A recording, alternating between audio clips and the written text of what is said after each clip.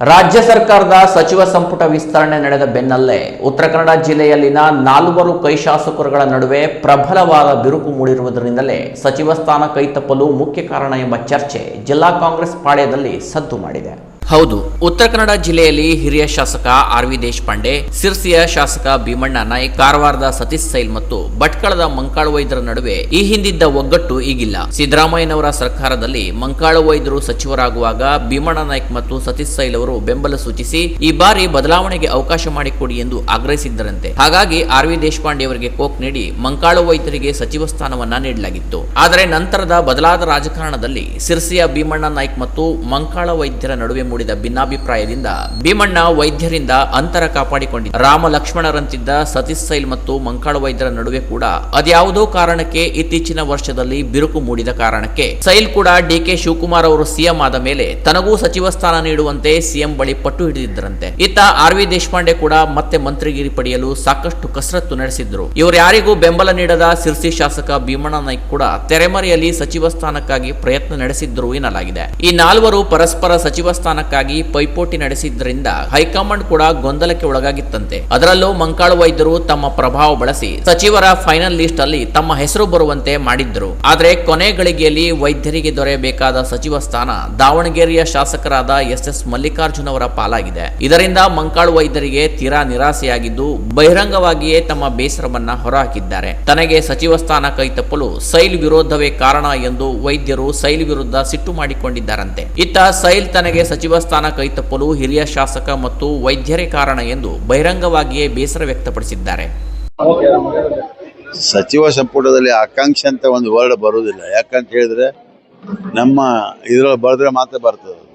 ಹೇಳ್ತೇನೆ, ಇವತ್ತು ಸಿಎಂ ಅವರು ಒಂದು ಮಾತು ನಾನು ಯಾವಾಗಲೂ ಹೇಳಿಲ್ಲ. ಯಾಕೆ ಅವರು ಒಂದ್ಸಲ ಫಸ್ಟ್ ಪೀರಿಯಡ್ ನನಗೆ ಹೇಳಿದ್ರು. ಆವಾಗ ಹೇಳಿದ್ರೆ ನಾನು ಇಲ್ಲ, ನೀನು ಫಿಶರ್ಮನಿಗೆ ಫಸ್ಟ್ ಕೊಡುವ ಆದ್ಯತೆ, ಸೆಕೆಂಡ್ ಟೈಮ್ ನಿಂಗೆ ಕೊಡ್ತೀನಿ ಅಂತ. ನಾವು ಅದನ್ನ ನನಗೆ ನೀವು ಕೊಡಲಿಲ್ಲ, ನಂಗೆ ಹಂಗಾಯ್ತು ಹಿಂಗಾಯ್ತು ಅಂತ ನಾ ಹೇಳುವುದಿಲ್ಲ. ಸಿಎಂ ಆದ್ಮೇಲೆ ನಾವು ಸಿಎಂ ಅಂತ ತಿಳ್ಕೊಂಡು ಹೋದ್ರೆ ಮಾತ್ರ ಕೆಲಸಗಳು ಸಾಧ್ಯ.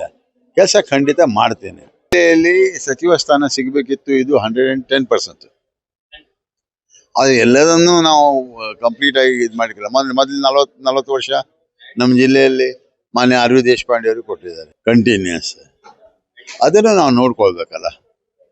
ಆಮೇಲೆ ನಮ್ಮ ಇವರು ಯಾರು ಹೆಬ್ಬಾರವರು ಮಾಡಿದ್ದಾರೆ. ಆಮೇಲೆ ಇಲ್ಲಿ ಇವರು ಮಾಡಿದ್ದಾರೆ, ಯಾರು ನಮ್ಮ ಮಂಕಾಳು ವೈದ್ಯನೂ ಮಾಡಿದ್ದಾರೆ. ಹಾಗಂತ ಒಂದ್ಸಲ ತಪ್ಪಿ ಮೇಲೆ ಬೇಜಾರು ಮಾಡ್ಕೋಬಾರ್ದು. We have to be unanimous. But ಒಂದು ಮಾತ್ರ, ನಮ್ಮಲ್ಲಿ ಯುನಿಟಿ ಇಲ್ಲ.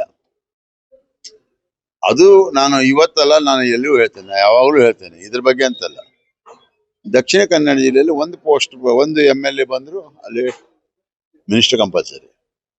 ಇಲ್ಲಿ ಏನಪ್ಪ ನಾನು ಮಾಡಿದ್ದೇನೆ, ನೀನಾಗಪ್ಪ, you have to do it, you have to come up ಅಂತ ಹೇಳ್ಕೊಂಡು ಹೇಳೋರು ಯಾರಿಲ್ಲ.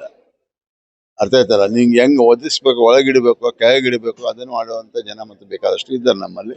ಪಾಪ ಅವ್ರದ್ದು ಒಳ್ಳೆ ಮಾಡ್ತಾರೆ. ಅಂತಾಗ ಹಿರಿಯರೆಲ್ಲ ಒಂದು.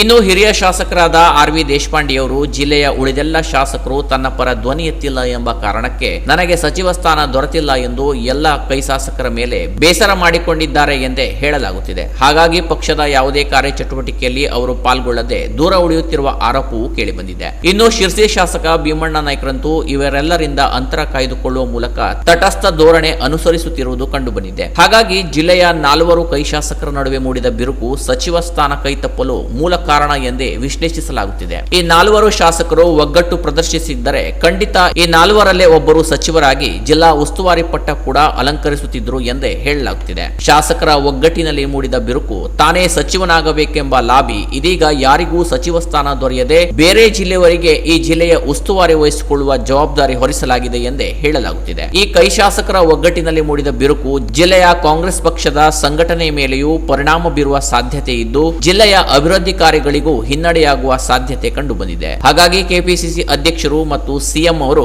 ಉತ್ತರ ಕನ್ನಡ ಜಿಲ್ಲೆಯ ಕೈ ಶಾಸಕರುಗಳ ನಡುವೆ ಮೂಡಿದ ಬಿರುಕನ್ನ ಹೋಗಲಾಡಿಸಿ ಒಗ್ಗಟ್ಟಿನ ಮಂತ್ರ ಜಪಿಸಲು ಏನಾದರೂ ಹೊಸ ಪ್ಲಾನ್ ಮಾಡ್ತಾರಾ ಎಂಬುದನ್ನ ಕಾದು ನೋಡಬೇಕಿದೆ. Canara plus news, Kumta.